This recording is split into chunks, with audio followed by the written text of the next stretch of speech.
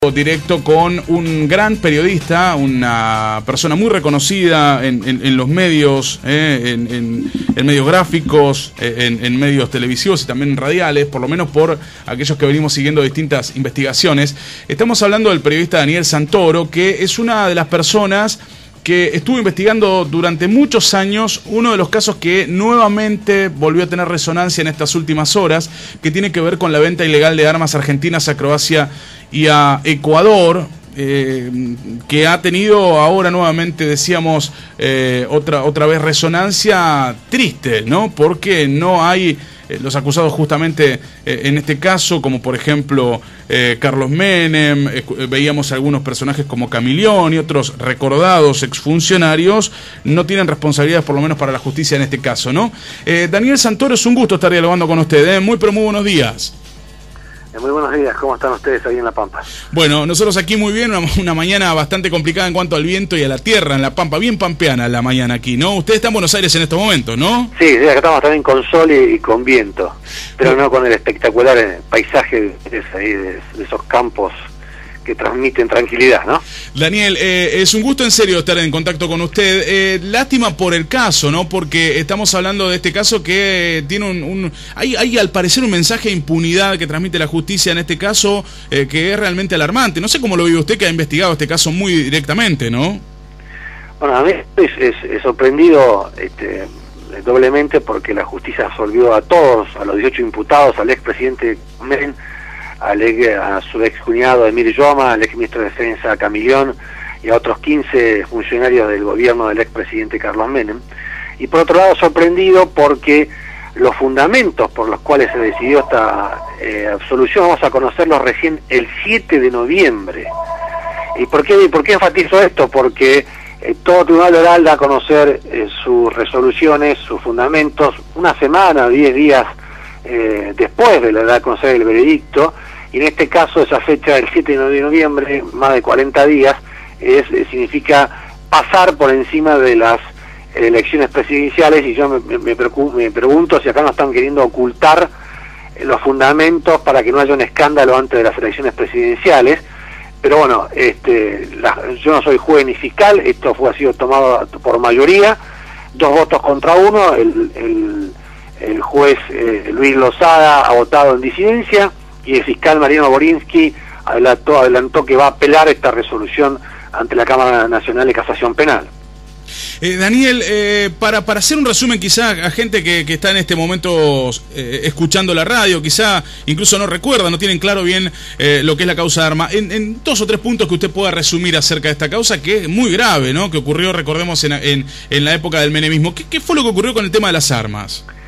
Bueno, entre el año 1991 y marzo del 95, cuando yo investigué el caso en el Clarín y después publiqué el libro Venta de Armas, Hombres de Menem, se traficaron 6.500 toneladas de armas y municiones argentinas a Ecuador y a Croacia, cuando estaban en guerra Ecuador con Perú por la cordillera del Cóndor y Croacia en el conflicto de los Balcanes, violando embargos de la OEA y embargos de Naciones Unidas. Además, como está demostrado en la causa, de los 53 millones de dólares que pagaron Ecuador y Croacia, 19 fueron pagados en comisiones al presidente de Fabricaciones Militares, Luis Arlenga, y a otros, y solamente el resto entró a las arcas del Estado, a las arcas de Fabricaciones Militares. Todo esto se hizo con 3 decretos presidenciales secretos firmados por Menem, que tenían como destino falso Panamá y Venezuela. Y bueno, esta causa tuvo una serie de idas y venidas porque originalmente, vos recordarás, estaba en manos de un juez federal, juez Jorge Urso, y del fiscal federal Carlos Estornelli. Cuando Menem queda detenido en el año 2001, sí. 6 meses después la corte menemista lo deja libre y le saca y provoca que la causa pase a otro fuero, al fuero penal económico, que es el que acaba de resolver estas absoluciones. Realmente un escándalo, ¿no? ¿Cómo nace su investigación, Daniel, que toma semejante dimensión en un primer momento? Digamos, incluso, ¿usted tuvo algún tipo de amenazas? ¿Cómo fue la situación de una causa tan fuerte, no? Bueno, en marzo del año 95, Menem decía públicamente que eran mentiras de Clarín y que las armas estaban en Panamá y en Venezuela.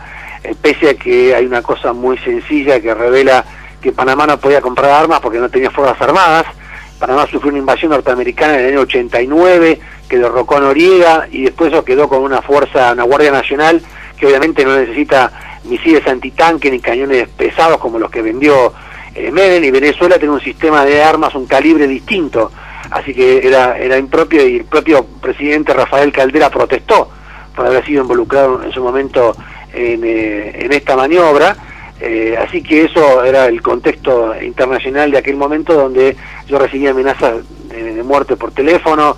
Menem me inició un juicio por violación de secreto del Estado, me ofrecieron $50.000 para que dejara de investigar, pero bueno, seguí adelante con esto, en lo que es mi trabajo, que es demostrar hechos comprobables, y bueno, la justicia es la que tiene que ponderar si esos hechos son o no un delito, y ahora bueno, nos han sorprendido con esta absolución para todos los imputados. Ya le voy a preguntar, Daniel, con respecto a cuál es su sentimiento hoy, después de tanto trabajo, de haber pasado tantas cosas. Usted está contando, por ejemplo, que le ofrecen semejante cantidad de dinero para que se calle, digamos, pero ¿en algún momento usted temió por su vida cuando presenta toda esta investigación? No, en ese caso no. En Argentina hay garantías individuales contra los periodistas. Argentina no es México ni Colombia, que tiene 64 y 100 periodistas asesinados en los últimos años. Desgraciadamente nosotros tuvimos un solo periodista asesinado, José Luis Cabezas, sí, desde que se retornó la democracia, bueno, y después de los 100 periodistas aparecidos durante la dictadura, pero digamos, no me quiero poner en víctima. Las presiones que sufrí fueron las que relaté, pero no estaba en peligro mi vida. Sí, el tema obviamente, de los juicios que nos hacen por contar estos hechos que son comprobables. Yo no estoy inventando nada, pero me preocupa que la justicia tarde 16 años en decidir quién es inocente y quién es culpable, tanto para los intereses del Estado como para aquellos que estaban imputados, ¿no? Ahora, con respecto, digamos, a lo que pasó ahora, ¿no? ¿Cuál fue su primer sentimiento? Además, me imagino de la sorpresa, aunque se hablaba de que esto podía llegar a pasar, pero digo, ¿cuál fue su primer sentimiento al conocer, después de tanto trabajo, de usted haberse dispuesto a investigar un hecho tan vergonzante, que pase esto, que no haya ningún tipo de responsabilidades con, al parecer, las personas que deberían ser responsables? Bueno, yo como ciudadano siento una desilusión enorme, porque este es otro caso que se suma a las 700 causas por corrupción que hay en Argentina y que terminan siempre impunes por prescripción, por nulidades y demás. La única que fue condenada fue María Julia Sogaray en estos años por casos de corrupción. Como periodista siento que yo hice mi trabajo, que fue mostrar hechos, mostrar documentación, mostrar entrevistas.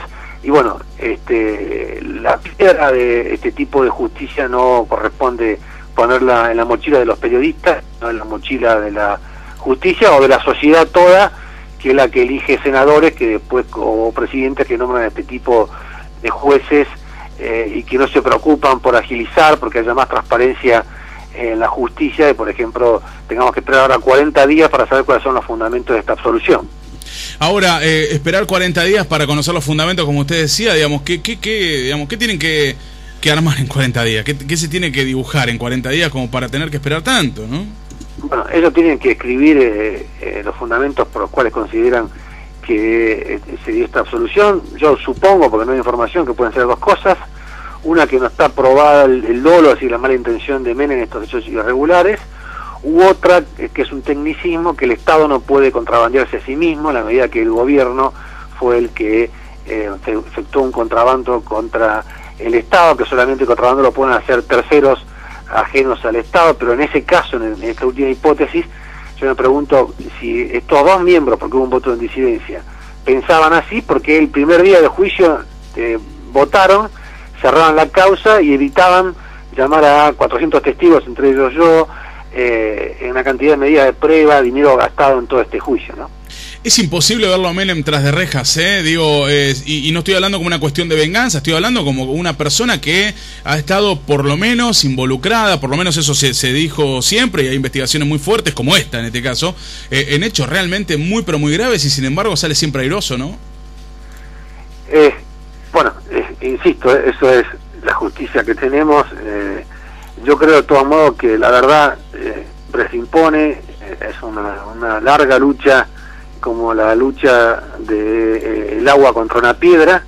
El agua siempre encuentra un lugar para horadar la piedra y poder fixarse. Algún día se va a terminar de conocer toda esta verdad. Por ahora la justicia ha decidido esta absolución que me desilusiona como ciudadano y nos llama a reflexionar y nos llama a debatir por estas cosas que parecen que son ajenas a la vida cotidiana de los argentinos, pero no son ajenas. Esas 700 causas por corrupción, ahí se han robado 13.000 millones de dólares, que obviamente podrían haber sido hospitales, escuelas o menos impuestos para nosotros, pero yo creo que también el argentino lo ve como una cosa que está lejos, que no es de su vida cotidiana, que el Estado es una cosa boba y amorfa, que está por allá, que nos interesa lo que pasa a nuestro alrededor. Digo, no lo digo por todo, ¿no? Pero sí por la sociedad cuando vota o toma decisiones sin darle prioridad a este tipo de cosas, que creo que realmente es un problema de fondo y un problema estructural. Daniel, y con respecto, digamos, y por último, para no molestarlo, sabemos que está muy ocupado, pero con respecto a, por ejemplo, el apoyo de los colegas, los periodistas, en cuanto, desde el nacimiento de su investigación, cuando ya comienza a hacerse un tema que era realmente una papa caliente, a hoy, digamos, ¿cómo ve el acompañamiento también de los medios, de los colegas a este caso? Bueno, hasta ahora todos los que me han entrevistado obviamente han sido solidarios conmigo y han confirmado que los hechos que yo mostré, la mayoría son todos hechos ciertos. Y tenemos que tener bien en claro eso, que nosotros no somos jueces y fiscales, nosotros somos solamente periodistas para contar hechos. Hasta ahora no he encontrado ninguna repercusión negativa hacia mi trabajo, bueno, excepto algunos mensajes amenazadores de menemistas que se ríen y se burlan de mi trabajo que me han llegado por internet, pero hasta ahora he encontrado un sólido respaldo de mis colegas. No sé no sé en otros diarios, yo leí esta mañana solamente La Nación y Clarín, pero al menos por radio he encontrado una fuerte solidaridad y reivindicación de mi trabajo, que es lo más importante, ¿no? Sí, igualmente está en la tapa de todos los diarios, ¿no? Una repercusión negativa en cuanto a lo que se ha conocido como este fallo, ¿no? En todos hemos visto, la verdad, la misma expresión. Ahora, Daniel, ¿has recibido, digamos, repercusiones de menemistas, digamos, que se le ríen en el mail, dice? Sí, se ríen y comparan a Menem con San Martín, diciendo que San Martín también fue vilipendiado por la prensa cuando volvió después del abrazo de Guayaquil y después reivindicado como un héroe, digamos, cosa que me parece por San Martín. Exactamente, una falta de respeto enorme comparar a Menem con San Martín, ¿no? Sí, pobre San Martín, realmente.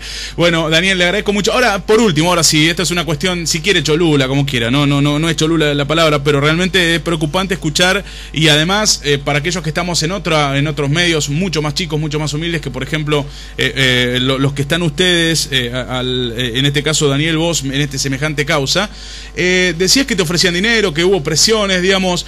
¿Es como se ve en las películas? ¿Es como se ve, digamos, cómo te llegaban a vos ese tipo de presiones, ese tipo de ofrecimientos, por ejemplo, para que te calles la boca?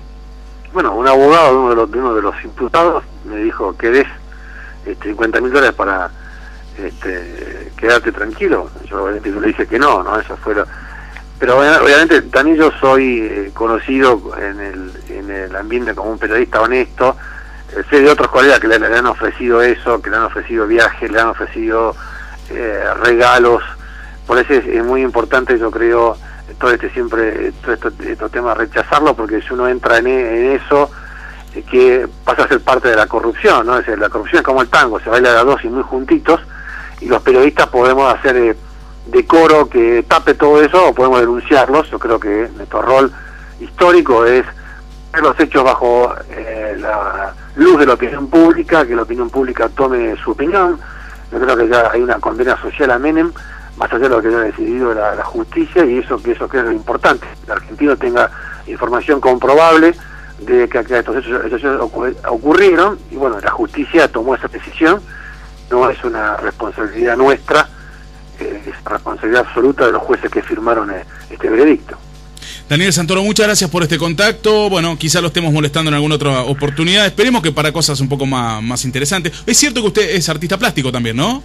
No, es un homónimo, él es un genio de la pintura, aunque ya varias veces me han invitado a exponer mis cuadros y al pintor lo han invitado a dar charlas sobre el periodismo. Bueno, entonces, bueno, alguna vez venga a exponer cuadro también, que puede dedicarse también, ¿o no? Sí, cómo no. Sí. Daniel, muchas gracias, Ok, hasta luego. Hasta luego, Bueno, Daniel Santoro.